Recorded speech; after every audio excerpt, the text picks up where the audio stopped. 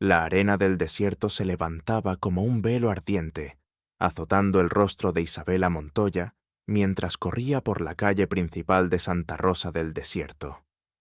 El aire olía a tierra seca y humo. En la distancia, una nube de polvo anunciaba jinetes desconocidos que se acercaban al galope. Las campanas de la iglesia repicaban con una urgencia que helaba la sangre, no para celebrar, sino para advertir. Los niños fueron arrastrados al interior de las casas. Las mujeres cerraban puertas y ventanas con manos temblorosas. En el centro de la plaza, Isabela sintió el peso de una verdad silenciosa. Algo estaba a punto de cambiar para siempre, y no sería para bien. Esperamos que hayas disfrutado esta historia.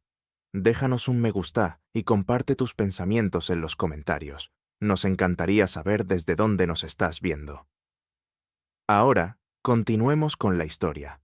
El sol, implacable, caía sobre Santa Rosa, pintando de oro y fuego las paredes encaladas que apenas se mantenían en pie. La sequía había convertido los huertos en páramos agrietados y a los arroyos en lechos de piedra vacíos. Desde hacía 2 años, ni una sola lluvia había acariciado la tierra, y el viento seco se encargaba de llevarse lo poco que quedaba. Isabela, hija única de don Eugenio Montoya, alcalde del pueblo, había crecido con la certeza de que su vida estaba ligada a este rincón polvoriento del norte de México. A sus 24 años, su belleza era un tema de conversación en la región. Piel clara bronceada por el sol, cabello oscuro que brillaba como la obsidiana, y unos ojos verdes que recordaban a los escasos oasis escondidos en el desierto. Sin embargo, esa belleza, que alguna vez fue orgullo de su padre, ahora parecía un lujo inútil frente a la miseria que devoraba al pueblo. El sonido de cascos se hizo más fuerte, hasta que los jinetes irrumpieron en la plaza. Eran hombres del general Hilario Vargas, el temido comandante que dominaba las rutas fronterizas.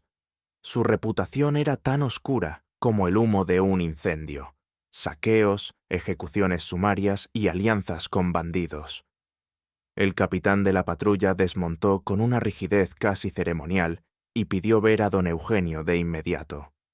En el salón principal de la casa de los Montoya, el aire era denso. Las cortinas estaban cerradas para proteger del calor, pero eso solo lograba encerrar el sofocante aroma a madera vieja y polvo. Isabela entró tras su padre, sintiendo el peso del momento. Allí, junto a la mesa de roble, estaba padre Mateo, el sacerdote que había guiado a Santa Rosa durante más de 3 décadas, con el rostro marcado por una tristeza silenciosa. El capitán entregó una carta lacrada. Don Eugenio rompió el sello y comenzó a leer en voz alta. Las palabras parecían cuchillos.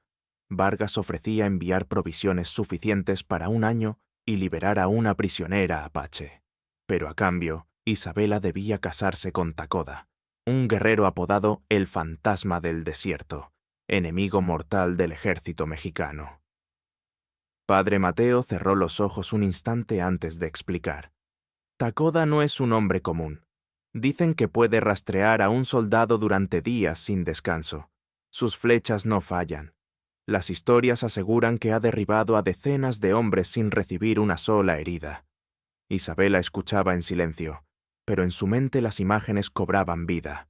Un gigante apache, invisible entre las sombras, acechando como un espíritu. Don Eugenio dejó la carta sobre la mesa con un golpe seco. Si rechazamos, Vargas tomará lo que queda de nuestras reservas y quemará Santa Rosa.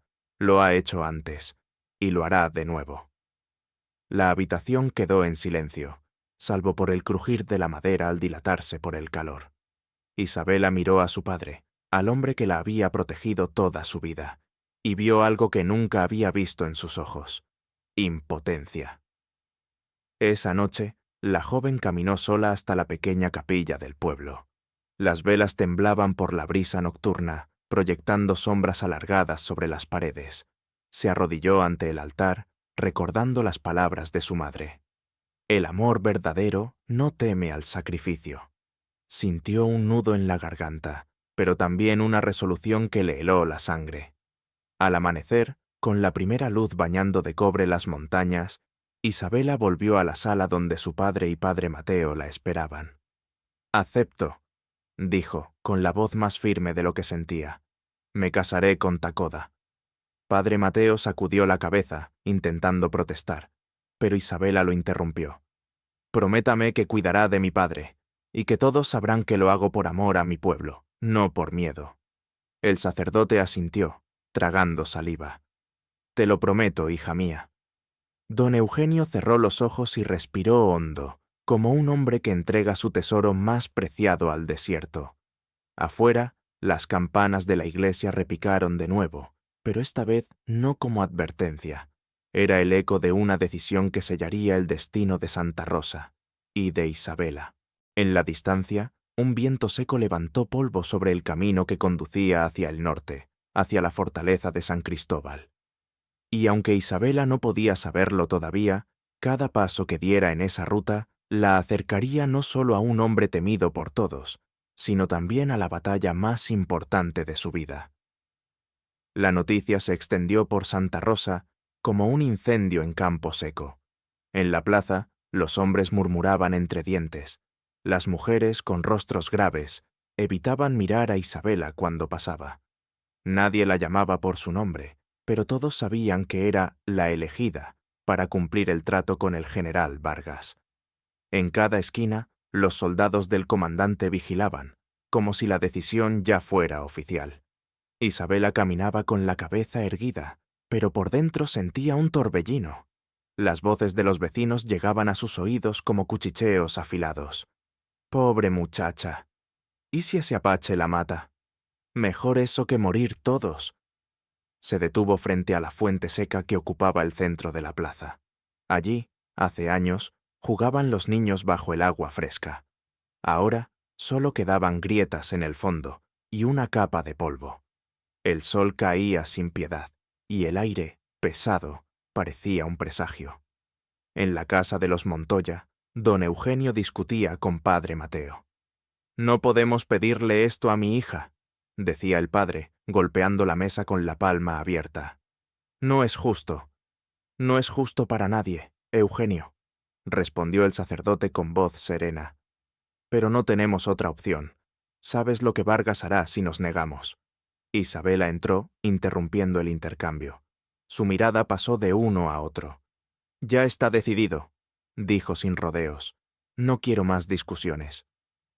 Su voz no era alta, pero tenía un filo que obligó a los dos hombres a callar. Padre Mateo intentó suavizar el momento. «Hija, quiero que entiendas bien quién es Tacoda. Los hombres le temen no solo por sus habilidades, sino porque nunca ha obedecido a nadie. Es un guerrero libre, y eso para Vargas es un problema. Por eso quiere atarlo a ti». Isabela respiró hondo. «Entonces será mi problema también». Esa noche, el pueblo entero parecía contener la respiración. Nadie cantaba, nadie tocaba la guitarra en el portal de su casa como otras veces. En las calles, el viento arrastraba ramitas secas y un polvo fino que se pegaba a la piel. Isabela no podía dormir. Encendió una vela y repasó mentalmente cada rincón de su habitación. El baúl con las pocas joyas heredadas de su madre, la colcha bordada con flores que juntas habían terminado un invierno, el espejo que le devolvía una imagen más pálida y más seria de lo que recordaba. Se sentó junto a la ventana. Afuera, la luna parecía un plato de plata colgando en el cielo, indiferente al sufrimiento de los hombres. Sintió un escalofrío, pero no por el frío, sino por la incertidumbre de lo que vendría. Al amanecer, la plaza se llenó de movimiento. Un pequeño grupo de soldados aguardaba junto a un carruaje cubierto. Era el transporte que llevaría a Isabela y a su padre hacia el norte. Los vecinos salían a las puertas, algunos para despedirse en silencio, otros solo para observar, como si fueran testigos de un sacrificio antiguo. Doña Clara, la anciana que había sido comadre de su madre, se acercó con un pañuelo en la mano. «Que Dios te guíe, niña», susurró, apretando las manos de Isabela. «Y que te devuelva sana y salva». Isabela sonrió débilmente, pero no respondió. Sabía que prometer un regreso sería mentir. El carruaje partió poco después, seguido por don Eugenio a caballo y escoltado por 6 soldados. Padre Mateo, sentado frente a Isabela, llevaba una pequeña cruz de madera colgada del cuello y sus labios se movían en oración silenciosa. Durante horas, el paisaje fue el mismo. Llanuras agrietadas, cactus retorcidos, montículos de piedra que parecían centinelas olvidados. A lo lejos, algunos cuervos volaban en círculos, esperando su oportunidad. En una de las paradas, don Eugenio se acercó al carruaje. «¿Estás bien?», preguntó, inclinándose hacia la ventana. «Sí», respondió ella, aunque la sequedad de su voz la delataba. Padre Mateo miró a ambos con preocupación. «Aún tienes 3 días para conocer a tu futuro esposo», dijo. «Quizá, en ese tiempo, encuentres la manera de que él te vea como algo más que parte de un trato». Isabela no contestó. No sabía si quería ser vista como algo más. Lo único claro era que el destino ya había trazado su ruta, y ella iba en medio de ese camino. La caravana acampó la segunda noche junto a unas formaciones rocosas que ofrecían sombra. Alrededor de la fogata, los soldados conversaban en voz baja sobre Takoda. «Dicen que puede escuchar el latido de tu corazón a 20 pasos», murmuró uno, «y que sus flechas atraviesan el aire como si fueran guiadas por espíritus», añadió otro. Isabela fingió no escuchar, pero cada palabra se grababa en su mente. Miró las llamas y se preguntó si ese hombre era realmente un monstruo, o si, como todos, tenía una historia que nadie conocía. Al tercer día, el paisaje comenzó a cambiar. El suelo se volvió más pedregoso, las montañas se alzaban a los lados como muros grises. Entre las grietas, algún arbusto seco resistía al viento. Cuando la fortaleza apareció en el horizonte, Isabela sintió un peso en el estómago. Las murallas de piedra, altas y coronadas con alambre, daban la impresión de estar hechas para encerrar más que para proteger. Don Eugenio apretó las riendas de su caballo, colocándose al lado del carruaje. Padre Mateo hizo la señal de la cruz. El portón principal se abrió con un chirrido largo, como un lamento. Del otro lado, el general Vargas esperaba, vestido con un uniforme impecable que contrastaba con la dureza de su expresión. Su sonrisa era cortés, pero sus ojos, fríos como el acero, se clavaron en Isabela. «Bienvenida a San Cristóbal, señorita Montoya», dijo con una reverencia irónica. «Aquí comenzará el resto de su vida». Y mientras el portón se cerraba tras ellos con un golpe seco, Isabela supo que las próximas horas serían decisivas, y que la sombra del fantasma del desierto ya estaba sobre ella. El amanecer pintaba el horizonte con tonos de cobre y rosa pálido, pero en Santa Rosa del Desierto nadie tuvo ojos para admirar su belleza. En la plaza, un carruaje cubierto aguardaba junto a 6 soldados a caballo.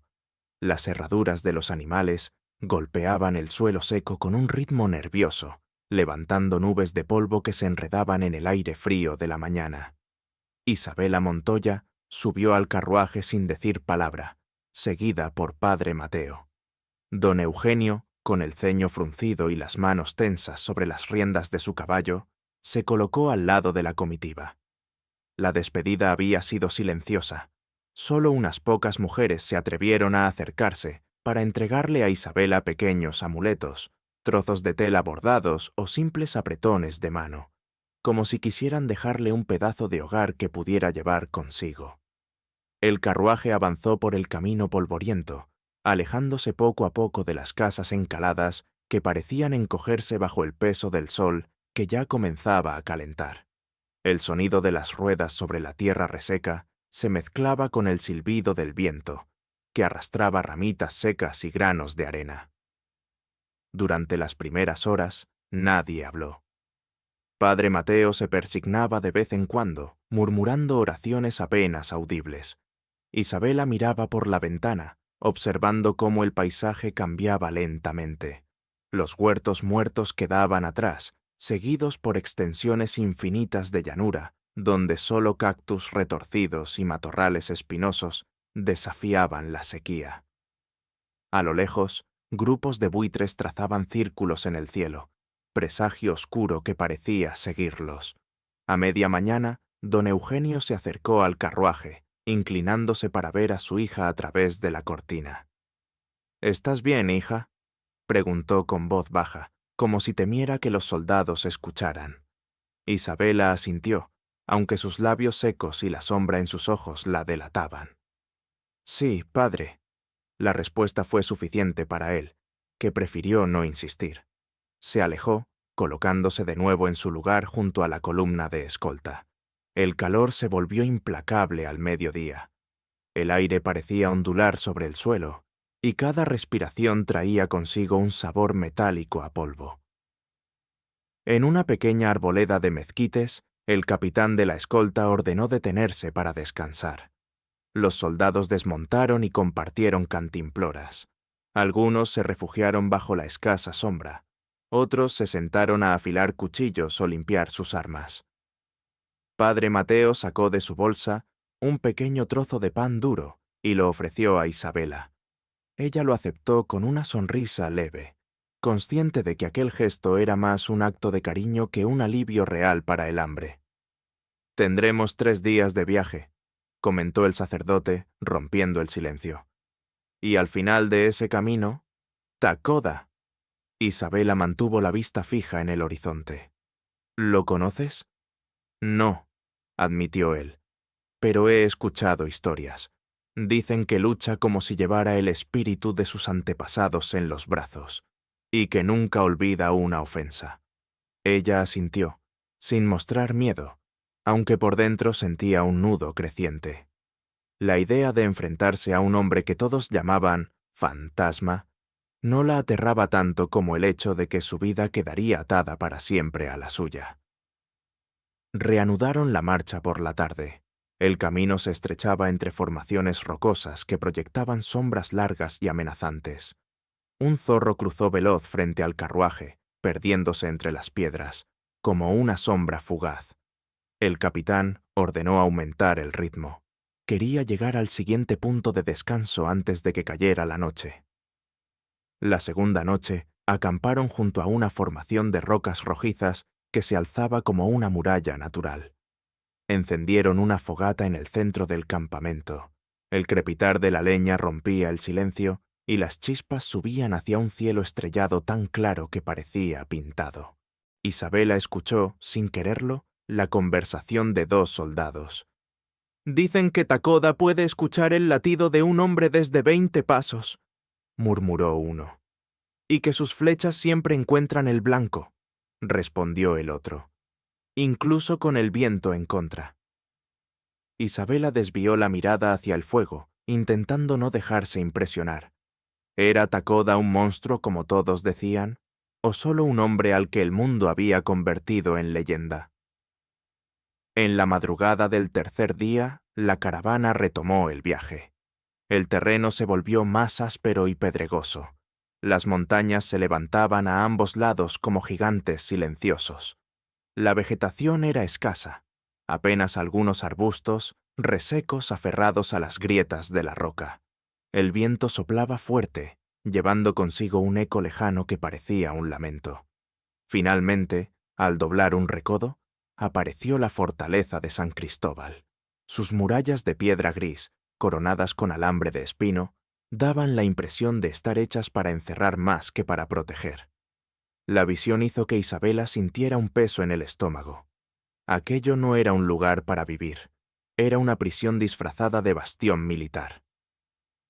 El portón principal se abrió lentamente, con un chirrido metálico que se prolongó como una advertencia.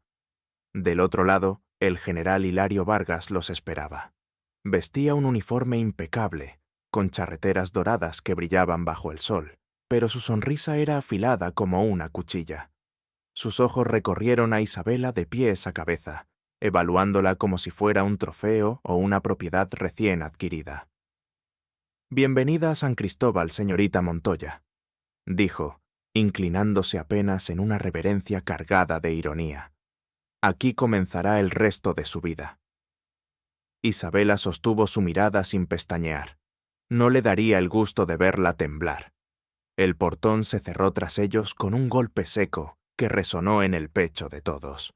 La sombra de las murallas cubrió el carruaje, y con ella un silencio espeso cayó sobre la comitiva. Vargas hizo un gesto a sus hombres. «Takoda llegará al amanecer», anunció, como quien presenta a una bestia exótica. «Hasta entonces, descansad. Mañana será un día memorable». Esa noche, Isabela permaneció despierta en la estrecha habitación que le habían asignado. La cama era dura, y el aire olía a humedad y piedra vieja. Escuchaba, a través de la ventana, el murmullo distante de voces y el tintineo del metal.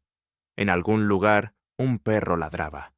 Cerró los ojos e imaginó la voz de su madre, recordándole que la fuerza de una mujer no se mide por lo que soporta, sino por lo que logra proteger. Con esa idea, esperó la llegada del amanecer, y con él, la del hombre que cambiaría su destino para siempre. El primer rayo de sol se filtró entre las rendijas de la persiana, dibujando líneas doradas sobre las paredes de piedra. El silencio de la madrugada estaba roto solo por el paso lento de la guardia en el patio principal y el relincho ocasional de un caballo. Isabela se incorporó, sintiendo la tensión acumulada en su cuerpo. Había dormido poco, atrapada en un bucle de pensamientos que giraban en torno a un nombre: Takoda. Desde la ventana vio cómo los soldados comenzaban a agruparse cerca del portón. El aire parecía cargado de una expectación densa, como si todos supieran que algo extraordinario estaba a punto de suceder. El general Vargas apareció en la galería, con las manos a la espalda y una sonrisa contenida, como un cazador que aguarda la llegada de su presa. El portón se abrió con un chirrido lento. Primero entró un caballo negro como la noche, de crines largas y brillantes. Encima, erguido como una estatua de bronce, venía un hombre de complexión imponente, el torso ancho cubierto por cuero curtido, las trenzas negras cayéndole sobre los hombros, su rostro, marcado por cicatrices finas y una mirada oscura, proyectaba una fuerza que imponía silencio. No necesitaba levantar la voz para dominar la escena. Su sola presencia parecía desplazar el aire a su alrededor. Takoda desmontó con un movimiento fluido y miró directamente hacia la galería donde Isabela estaba. Sus ojos, negros como obsidiana, la atravesaron sin prisa, no con la mirada de un hombre que evalúa a una mujer, sino con la de alguien que intenta leer el corazón de un extraño. Ella sostuvo ese contacto visual, sintiendo un leve escalofrío que no era del frío de la mañana. Vargas descendió los escalones para recibirlo. «Takoda», dijo con tono teatral, «te presento a tu futura esposa, la señorita Isabela Montoya». El apache no respondió de inmediato. Se volvió hacia ella y con voz grave, cargada de un acento extraño pero claro, habló. «Antes de aceptar, quiero hablar con ella, a solas». El murmullo recorrió a los soldados como un soplo de viento. Vargas frunció el ceño, molesto por la audacia. «No es costumbre que...» «Es mi costumbre», interrumpió Takoda, sin alzar la voz, pero con la firmeza de quien no acepta un no por respuesta. Tras un breve silencio, el general cedió con un gesto seco. Señaló un corredor lateral y ordenó a 2 guardias que se apartaran. Isabela bajó las escaleras, sintiendo como todas las miradas seguían sus pasos. En un pequeño patio interior, rodeado por muros altos, se encontraron frente a frente. Él la observó un momento más, como si quisiera asegurarse de que la mujer que tenía delante no se quebraría con la primera palabra. «Me han dicho que aceptaste este matrimonio para salvar a tu pueblo», dijo finalmente. Isabela enderezó la espalda. «Es cierto, pero no vine aquí para suplicar compasión». En los labios de Takoda apareció una mueca apenas perceptible, algo entre respeto y sorpresa. Muchos creen que soy un monstruo. ¿Tú lo crees? Creo que los monstruos no miran a los ojos, respondió ella. Y tú sí lo haces. Hubo un silencio breve. En él, la tensión se transformó en una especie de reconocimiento mutuo. Takoda bajó ligeramente la cabeza, no como rendición, sino como aceptación. Si te casas conmigo, estarás dejando todo atrás. No habrá regreso fácil. Ya lo sé, dijo Isabela, pero mi decisión está tomada.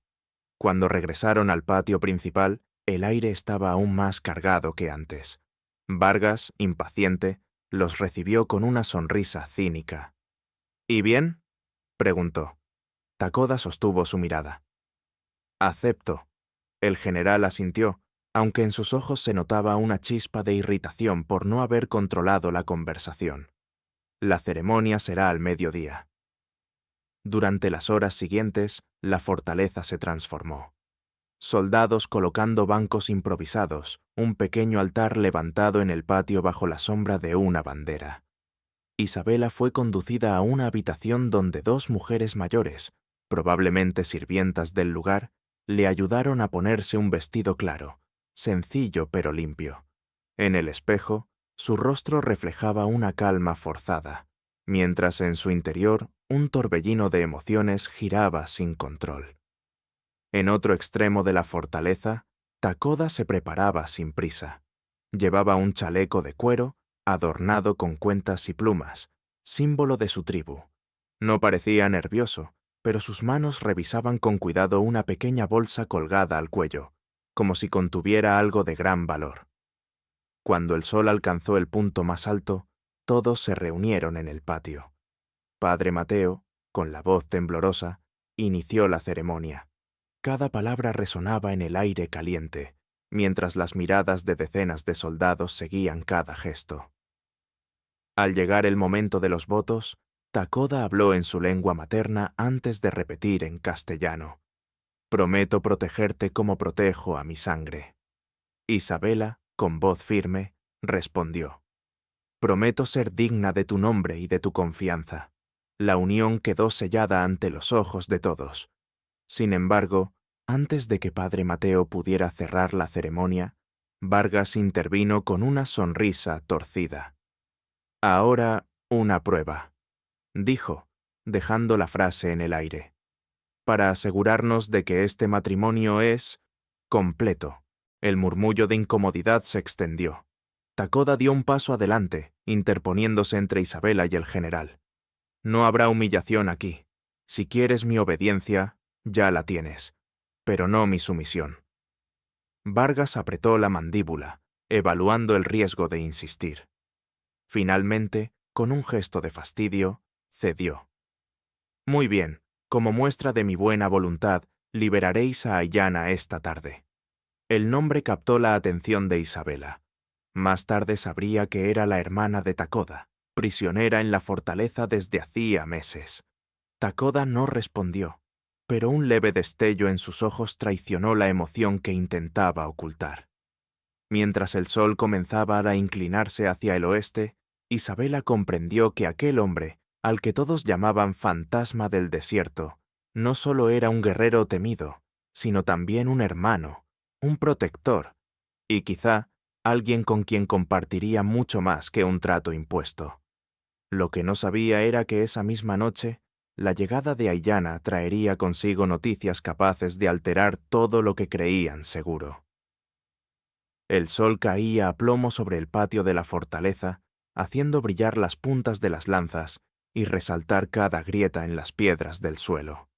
El calor era tan intenso que las sombras parecían encogerse contra los muros. Los bancos improvisados habían sido colocados de nuevo, esta vez no para los curiosos, sino para unos pocos testigos que Vargas había decidido convocar: oficiales, soldados de confianza y un par de comerciantes que debían llevar la noticia del enlace más allá de San Cristóbal. Isabela, vestida aún con el traje claro de la ceremonia de la mañana, caminaba junto a Takoda hacia el centro del patio. A su alrededor, el silencio era espeso. Los murmullos habían quedado atrás desde que el general impuso su presencia al inicio del acto. Padre Mateo, con la frente perlada de sudor, sostenía un pequeño libro de oraciones, como si aferrarse a él pudiera darle el valor que necesitaba. La boda fue breve, pero solemne. Las palabras del sacerdote resonaron en el aire caliente, mezcladas con el crujido de las maderas que soportaban el altar improvisado. Cuando llegó el momento de los votos, Takoda habló primero, su voz grave y pausada. «Ante mis ancestros y ante tu Dios, prometo que ningún daño te alcanzará mientras mi corazón siga latiendo». Isabela sostuvo su mirada y respondió con firmeza. «Ante tus ancestros y ante mi Dios, prometo que seré digna de tu confianza y tu nombre». Padre Mateo bendijo la unión, y por un instante el ambiente pareció relajarse.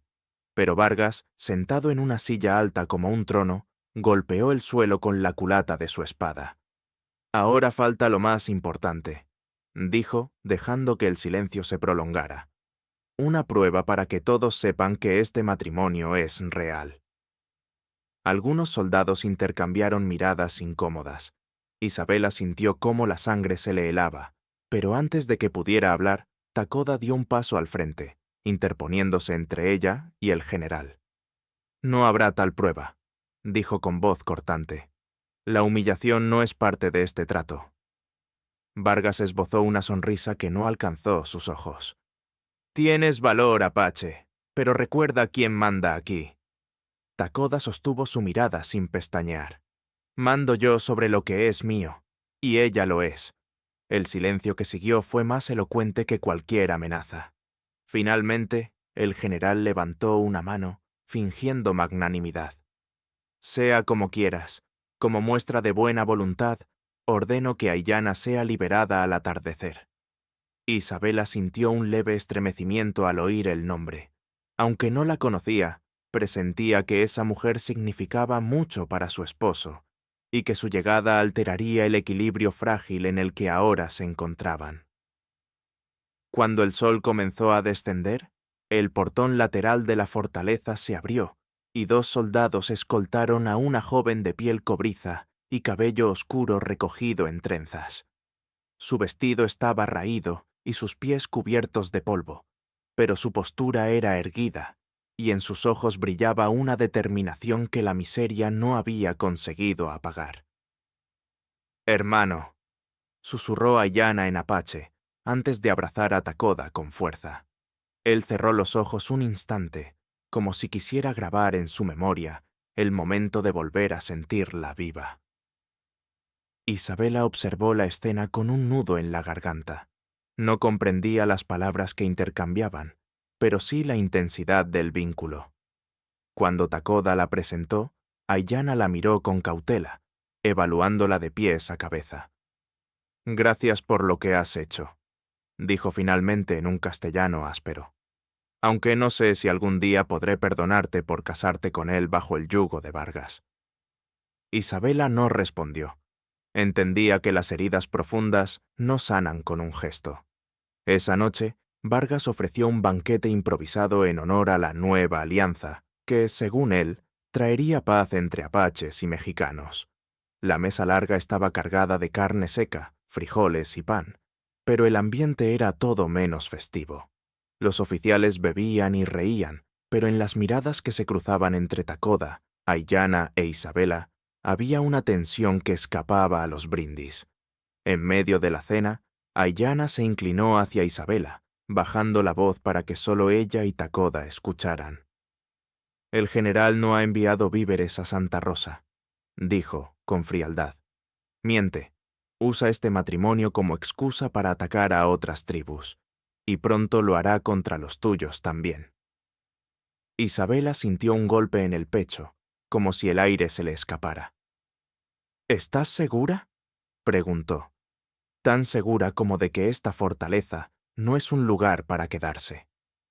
Takoda apretó la mandíbula. No dijo nada, pero la mirada que le lanzó a su hermana bastó para que Isabela entendiera que la noticia confirmaba sus sospechas. Su sacrificio no había sido suficiente para proteger a su gente. Cuando la cena terminó, y los soldados comenzaron a dispersarse, Takoda condujo a Isabela y a Illana hasta el pequeño cuarto asignado a la pareja. La hermana se sentó en el suelo, junto a la puerta, mientras Takoda hablaba en voz baja. Debemos decidir pronto. Si Vargas planea un ataque, no podemos quedarnos aquí. Si nos vamos sin un plan, nos cazarán, respondió Aiyana.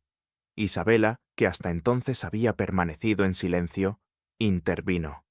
Quizá haya una forma de unir fuerzas. No solo apaches, también colonos que han sufrido por Vargas. Si logramos que vean el peligro común, podríamos enfrentarlo. Los hermanos la miraron con una mezcla de sorpresa y consideración. Aiyana frunció el ceño, pero no negó la idea. Takoda, en cambio, asintió lentamente. Podría funcionar, pero requerirá ganarnos la confianza de jefes que no aceptan fácilmente a extraños. Isabela sabía que aquello sería un camino peligroso, lleno de pruebas. Sin embargo, la certeza de que su pueblo estaba en riesgo le daba una determinación que no había sentido antes.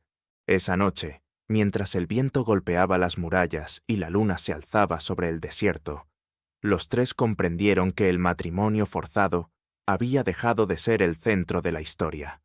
Ahora, la verdadera batalla era contra el hombre que creía poder controlar el destino de todos. Y al amanecer, cuando partieran hacia el Valle del Coyote, comenzarían a trazar la red de alianzas que decidiría no solo su futuro, sino también el de toda la región. El amanecer sobre el desierto no trajo alivio del calor. El cielo, teñido de un naranja pálido, parecía prometer otro día implacable. Takoda, Isabela y Aiyana partieron antes de que los soldados de la fortaleza despertaran por completo. Llevaban pocas provisiones, agua en cantimploras de cuero, un saco de carne seca y algunas mantas. Vargas creía que permanecerían en San Cristóbal unos días más, pero Takoda conocía rutas que no aparecían en los mapas y que podían sacarlos de allí antes de que se dieran cuenta. El camino hacia el Valle del Coyote era un sendero oculto entre peñascos y cañadas. El aire olía a tierra caliente y sal, y el viento levantaba remolinos de polvo que se enredaban en el cabello de Isabela. Aiyana iba en cabeza, ágil y silenciosa, como si cada piedra del camino le fuera familiar. Takoda cerraba la marcha, vigilando que no lo siguieran. Durante horas, el único sonido fue el del roce de las sandalias y las botas contra la roca. Isabela, aunque cansada, no se quejaba. Había decidido que, si iba a vivir junto a Takoda, debía adaptarse a su mundo. Sus vestidos largos y pesados quedaban fuera de lugar en aquel paisaje, así que Aiyana le había dado una túnica ligera y un cinturón de cuero para sujetarla. Al caer la tarde, el valle apareció ante ellos. Un cañón ancho, protegido por paredes, rocosas y salpicado de arbustos verdes que parecían milagros en medio de tanta aridez. En el centro, un arroyo estrecho corría serpenteando, su murmullo fresco rompiendo el silencio. Isabela lo miró como si fuera un tesoro. Takoda sonrió apenas. «Aquí viviremos», dijo. «Nadie llega sin ser invitado». Construyeron un pequeño refugio con ramas y pieles que Aiyana había guardado en un escondite secreto. Esa primera noche, comieron junto al fuego encendido con pedernal. El humo ascendía en espirales y las brasas iluminaban los rostros cansados pero tranquilos. Takoda le enseñó a Isabela a cortar la carne seca en tiras finas para suavizarla al calor. Ella lo observaba con atención, memorizando cada gesto. Los días siguientes fueron un aprendizaje constante. Aiyana le mostró cómo reconocer plantas medicinales, hojas amargas para el dolor, raíces para la fiebre. Takoda le enseñó a encender fuego sin yesca y a orientarse por las estrellas. Al principio, sus manos se llenaban de ampollas y su espalda dolía por cargar agua desde el arroyo, pero Isabela se negaba a quejarse. Cada pequeña victoria, encender una llama, encontrar un sendero oculto, la llenaba de orgullo. Por las noches, alrededor del fuego, comenzaron las conversaciones. Takoda le contó historias de su pueblo, batallas ganadas, huidas desesperadas, celebraciones bajo la luna. Isabela, a su vez, hablaba de Santa Rosa, de las fiestas patronales, del olor a pan recién hecho que salía de la cocina de su madre. Aiyana escuchaba en silencio, pero a veces añadía algún comentario que mostraba un respeto creciente hacia la mujer que había llegado como extraña. Una noche, mientras el viento silbaba entre las rocas, Takoda le preguntó: ¿Te arrepientes de haber aceptado? Isabela lo miró, sorprendida por la pregunta. No vine para buscar comodidad, vine para salvar a los míos. Lo que no esperaba era sentirme parte de algo aquí. Takoda no respondió de inmediato, pero sus ojos reflejaban un reconocimiento que iba más allá de las palabras. Sin embargo, la calma en el valle era frágil. Una mañana, Aiyana regresó apresurada de una expedición corta. Traía el rostro tenso y el aliento entrecortado. Vi humo al sur. Un grupo de soldados se mueve hacia las aldeas, dijo. Takoda frunció el ceño. Es Vargas. Está preparando algo grande. Isabela sintió un escalofrío. Comprendió que su refugio no era un final, sino una pausa antes de un peligro mayor. Miró a Takoda y a Aiyana y supo que, si querían proteger a sus pueblos, tendrían que salir de nuevo y arriesgarlo todo. Aquella noche, mientras el fuego crepitaba y el arroyo murmuraba su canción tranquila, tomaron la decisión. La vida en el exilio les había enseñado a confiar los unos en los otros, pero también les había mostrado que esconderse no bastaba. Necesitaban aliados, y con el primer sol del día siguiente partirían hacia tierras aún más lejanas, donde las palabras y el valor de Isabela tendrían que abrir puertas que, hasta ahora, siempre habían estado cerradas para ella. La mañana amaneció gris en el Valle del Coyote. Un viento frío, inusual para la estación, se colaba entre las rocas, llevando consigo un presagio de inquietud. Takoda había salido temprano a cazar, mientras Isabela y Aiyana recogían raíces cerca del arroyo. Fue allí donde la joven apache se detuvo de repente, observando una columna de humo en el horizonte. Sus ojos se entrecerraron, reconociendo en ese signo algo más que una simple fogata. «Eso no es de los nuestros», murmuró con voz grave. «Es una quema intencionada, y viene del sur». Isabela la miró, intentando descifrar la magnitud de lo que significaba. Aiyana no tardó en aclararlo. «Vargas está moviendo a sus hombres, no está cumpliendo el trato». Cuando Takoda regresó, Aiyana le contó lo que había visto. Su hermano se quedó en silencio, afilando mecánicamente el cuchillo que llevaba al cinto. El filo raspaba la piedra con un sonido seco y repetitivo. Finalmente, alzó la vista hacia Isabela. ¿Esperabas otra cosa de él? Ella tragó saliva. No, pero tenía la esperanza de que, por un tiempo, Santa Rosa estaría a salvo. Aiyana intervino, con una dureza que no intentó suavizar. Tus sacrificios no significan nada para un hombre como Vargas. Para él, solo fue un movimiento de poder. Ahora usará vuestra unión para justificar la guerra contra las tribus. Y cuando no quede nadie que lo enfrente, irá por tu pueblo. El silencio que siguió estaba cargado de gravedad. Takoda apartó el cuchillo y se incorporó. Si esperamos, nos encontrará. Si nos escondemos, caerá sobre otros antes. Isabela sintió un peso en el pecho. Sabía que Takoda tenía razón, pero también comprendía el peligro de actuar sin aliados. «No podemos hacerlo solos», dijo. «Si vamos contra él, necesitaremos a todos los que estén dispuestos a luchar. Apaches, mestizos, colonos que hayan sufrido bajo su mando». Aiyana soltó una risa breve, sin alegría. Unir a personas tan distintas no es tarea sencilla. Muchos no confiarán en ti solo porque eres mexicana, y mucho menos en mí o en Takoda. Entonces tendremos que ganarnos su confianza, respondió Isabela, sin titubear. Demostrar que nuestra causa es la misma. La determinación en su voz sorprendió a Aiyana, que la observó con más atención, como si la estuviera viendo por primera vez, no como una forastera, sino como una posible aliada. Esa noche, mientras el fuego iluminaba sus rostros, comenzaron a planear. Takoda describió los asentamientos de las tribus vecinas, algunas hostiles entre sí, otras dispersas y temerosas. Aiyana mencionó a ciertos jefes conocidos por su resistencia a Vargas, pero también su desconfianza hacia todo lo que viniera de fuera. Isabela, por su parte, recordó los nombres de hombres y mujeres en Santa Rosa que podrían convencer a otros colonos si lograban hacerles llegar un mensaje. «Podemos empezar por la tribu de Nantán», propuso Takoda. «Es orgulloso, pero respeta el valor demostrado. Si logramos que él se una, otros seguirán. Y luego iremos a los ranchos cercanos», añadió Isabela. «Los que han perdido cosechas o ganado por culpa de los soldados de Vargas estarán más dispuestos a escuchar».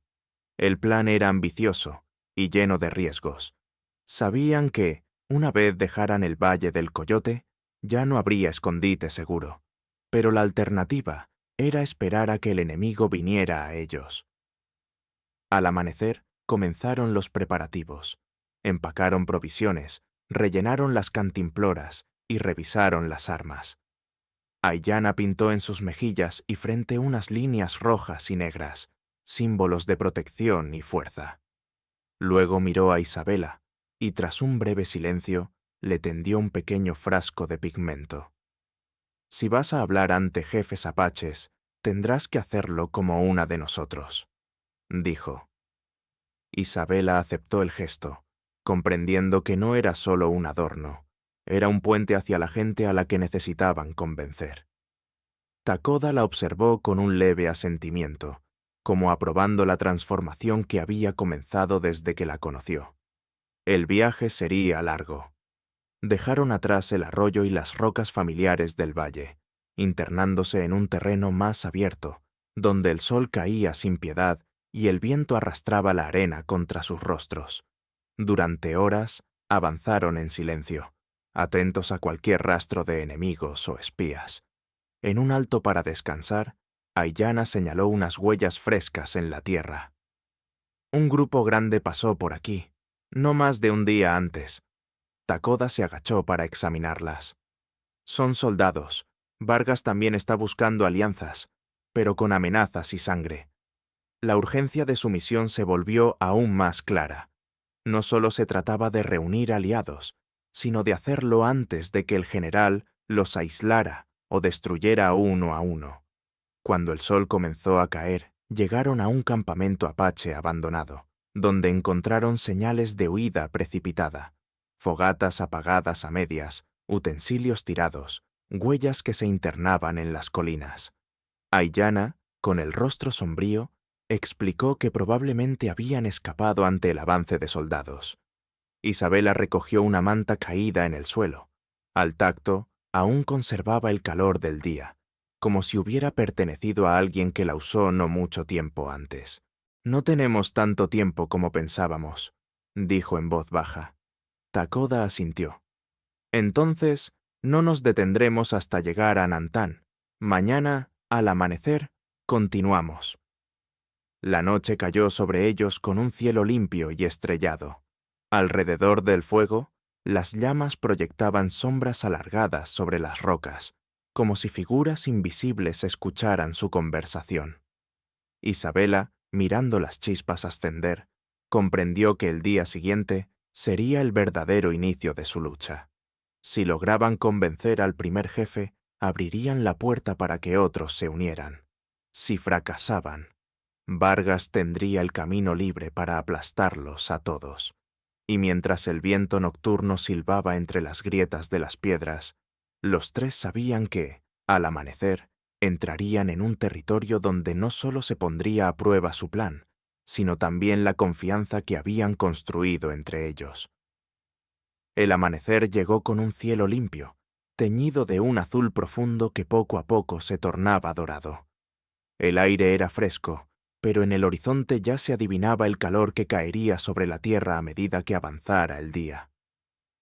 Takoda, Isabela y Aiyana partieron temprano, siguiendo un sendero apenas visible que se abría entre colinas pedregosas y matorrales secos. El objetivo era claro: llegar al territorio de Nantan antes del anochecer. Takoda conocía la ruta, pero advirtió que no era un camino fácil. Para llegar a la aldea, tendrían que atravesar una meseta expuesta, donde cualquier observador podría detectarlos desde kilómetros de distancia. La tensión en sus pasos era evidente. Cada sombra que se movía, cada piedra que rodaba, parecía un posible espía de Vargas. A media mañana llegaron a un desfiladero estrecho. Las paredes de roca se alzaban a ambos lados, como muros naturales, y el eco de sus pasos resonaba como un tambor lejano. Aiyana levantó la mano para detenerse. «Hay huellas frescas», dijo, agachándose.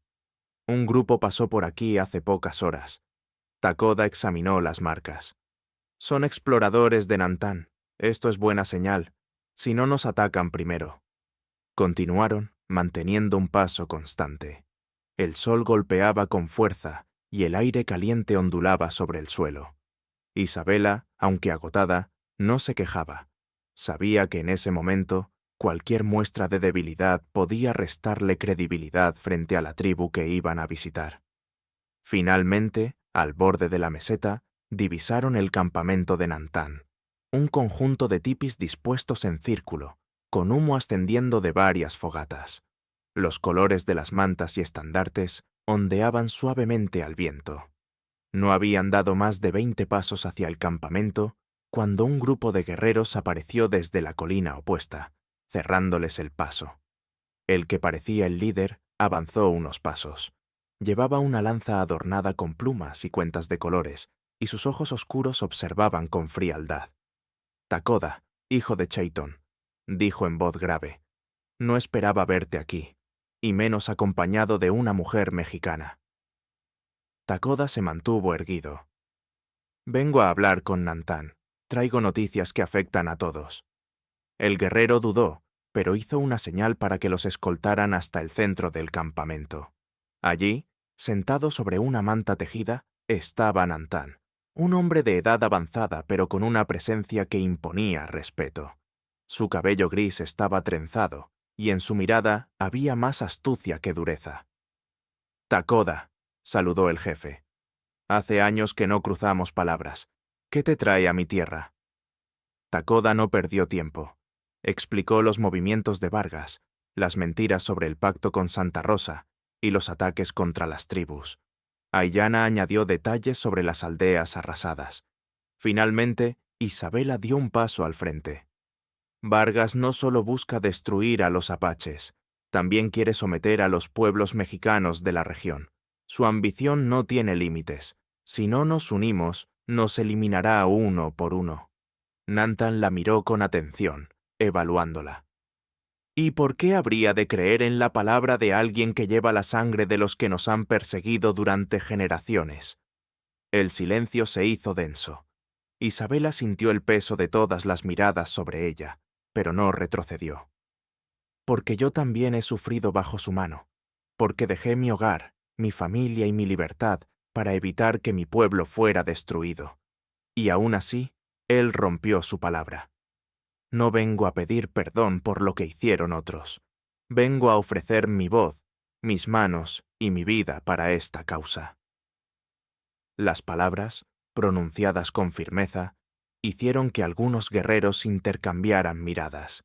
Nantan, sin cambiar su expresión, hizo un gesto hacia Aiyana.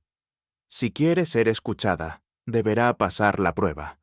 Ningún extraño se sienta en mi consejo sin antes demostrar que es digna». La prueba consistía en atravesar un tramo del desierto cercano, buscar un símbolo sagrado, enterrado en un antiguo altar, y regresarlo antes de la puesta de sol. Aiyana se ofreció a acompañarla, pero Nantan negó con la cabeza. Debía hacerlo sola. Takoda se acercó a Isabela antes de que partiera. «No es una trampa, pero es dura. Confía en lo que has aprendido». El sol estaba alto cuando Isabela comenzó la prueba. Caminó durante horas bajo un calor que parecía quemar la piel, siguiendo las indicaciones que Aiyana le había dado la noche anterior. Encontró el altar en una hondonada rodeada de cactus altos. Escarbó con las manos hasta que sintió la madera tallada del símbolo, un pequeño tótem con figuras de animales. Cuando regresó, sus labios estaban resecos y el sudor le corría por la espalda, pero mantenía el tótem firme en sus manos. Nantán la recibió en el centro del campamento. Durante un instante, sus ojos se encontraron, y el anciano asintió lentamente. Hablas con valentía, y actúas con ella. Tendrás mi apoyo. Esa noche, alrededor de la gran fogata, Nantán reunió a su gente y anunció que se uniría a Takoda y sus aliados en la lucha contra Vargas. La noticia fue recibida con vítores y tambores. Sin embargo, Takoda sabía que aquello era solo el primer paso. Aún quedaban otras tribus y colonos que convencer. Antes de dormir, Isabela se apartó del bullicio para mirar las estrellas. Takoda se le acercó en silencio. «Hoy has ganado más que un aliado», dijo él. «Has ganado un lugar entre nosotros». Ella sonrió, pero en su interior sabía que la verdadera batalla estaba aún por comenzar, y que cada nuevo aliado traía consigo un riesgo mayor de que Vargas descubriera sus movimientos. Al día siguiente, partirían hacia otro territorio, llevando consigo la primera chispa de una alianza que, con suerte, se convertiría en una llama capaz de quemar el poder del general. La noche cubría el campamento de Nantán cuando Takoda, Isabela y Aiyana se reunieron junto a la fogata central. Las llamas arrojaban destellos en sus rostros, revelando la tensión que ninguno intentaba disimular. La decisión estaba tomada. Debían golpear a Vargas antes de que él se moviera contra ellos. Pero para ello necesitaban pruebas sólidas de sus crímenes, algo que incluso los mandos militares en Ciudad de México no pudieran ignorar. «La fortaleza de San Cristóbal guarda registros», dijo Aiyana. «Listas de ejecuciones, rutas de saqueo, órdenes firmadas por él mismo. Si las conseguimos, Vargas no podrá esconderse tras discursos vacíos». Takoda asintió. «Será peligroso. Entrar en la fortaleza no es difícil. Salir con vida sí lo es». Isabela los escuchaba con atención, sintiendo que cada palabra era un paso más hacia un destino del que ya no podía apartarse. «Si queremos que otros se unan, tenemos que mostrarles algo irrefutable», dijo. «Estoy dispuesta a entrar con ustedes». Aiyana la miró con escepticismo, pero no discutió. Sabía que Isabela ya había demostrado valor frente a Nantán y que su presencia podría ser útil si las cosas se complicaban. El plan se trazó al detalle. Partirían en 2 noches, aprovechando la oscuridad de la luna nueva. Viajarían ligeros, llevando solo lo necesario: armas cortas, cuerdas y una pequeña bolsa para guardar los documentos. Nantán ofrecería una distracción en las afueras de la fortaleza, provocando a la guardia para desviar su atención. Cuando llegó el momento, la noche estaba tan cerrada que apenas podían distinguirse las siluetas. Avanzaron en silencio, cubiertos por mantos oscuros que se confundían con las sombras. El aire era frío y el viento del desierto arrastraba un polvo fino que se colaba en la boca y los ojos. Al llegar a una zona rocosa frente a la fortaleza, Takoda hizo una señal para detenerse. Desde allí podían ver las murallas iluminadas por antorchas y a los centinelas que patrullaban en un ritmo constante. Esperaron hasta que, a lo lejos, se escucharon los gritos y el sonido de tambores, la señal de que Nantán y su gente habían comenzado la distracción. Aprovechando la confusión, se deslizaron hasta una sección menos vigilada de la muralla. Aiyana lanzó un gancho de hierro atado a una cuerda, y en cuestión de segundos, Takoda subió y ayudó a Isabela a hacer lo mismo. Una vez dentro, se movieron como sombras entre los pasillos de piedra. Isabela sentía el corazón golpearle en el pecho, pero su mente permanecía clara. Recordaba los corredores de la fortaleza de su llegada, y guiaba al grupo hacia la sala donde Vargas guardaba sus mapas y documentos. Forzaron la cerradura con una daga y la puerta cedió con un leve crujido. Dentro, el olor a cuero, tinta y papel viejo llenó el aire. Sobre una mesa, perfectamente ordenados, había pergaminos con sellos oficiales. Aiyana comenzó a revisar rápidamente, apartando lo que no servía y guardando lo importante en la bolsa. Fue entonces cuando un ruido en el pasillo los hizo congelarse. Pasos, cada vez más cercanos. Takoda apagó la lámpara de aceite, sumiéndolos en la penumbra. Un soldado apareció en el umbral, apenas iluminado por la luz de una antorcha distante. Antes de que pudiera gritar, Takoda lo derribó y lo dejó inconsciente, moviéndolo fuera de la vista. «No tenemos más tiempo», susurró Aiyana. Con los documentos asegurados, iniciaron la retirada. Sin embargo, la distracción de Nantan estaba perdiendo fuerza. Podían oír las órdenes gritadas por los oficiales, y los centinelas regresaban a sus puestos. Avanzaron rápido, esquivando patrullas y cruzando patios donde la luz de las antorchas parecía perseguirlos. Cuando finalmente alcanzaron la muralla, el sonido de un cuerno de alarma retumbó en la noche. Habían sido descubiertos. Takoda empujó a Isabela hacia la cuerda, instándola a bajar primero. Aiyana la siguió, y por último, él descendió mientras flechas silbaban sobre sus cabezas. Corrieron hacia la seguridad de las rocas, donde Nantan los esperaba con parte de sus hombres. Montaron a caballo y se alejaron en la oscuridad, el galope de los animales marcando el compás de su huida. No se detuvieron hasta llegar a una garganta estrecha a varias millas de distancia, donde por fin pudieron respirar. Allí, a la luz temblorosa de una fogata pequeña, revisaron los documentos. Había órdenes escritas y firmadas por Vargas que probaban masacres de aldeas, confiscación ilegal de alimentos y ejecuciones sin juicio. Isabela los sostuvo entre sus manos, sintiendo que el peso de aquellas pruebas era el peso mismo de la justicia que buscaban. «Con esto no podrá seguir escondiéndose», dijo, su voz firme a pesar del cansancio. Takoda la miró con un orgullo que no intentó disimular. «Ahora debemos llevarlo a donde no pueda manipular a los jueces, a la capital. El viaje hacia Ciudad de México sería largo y peligroso, pero el destino estaba marcado. La caída de Vargas ya no era un deseo. Se había convertido en una misión que ninguno de ellos abandonaría hasta verla cumplida».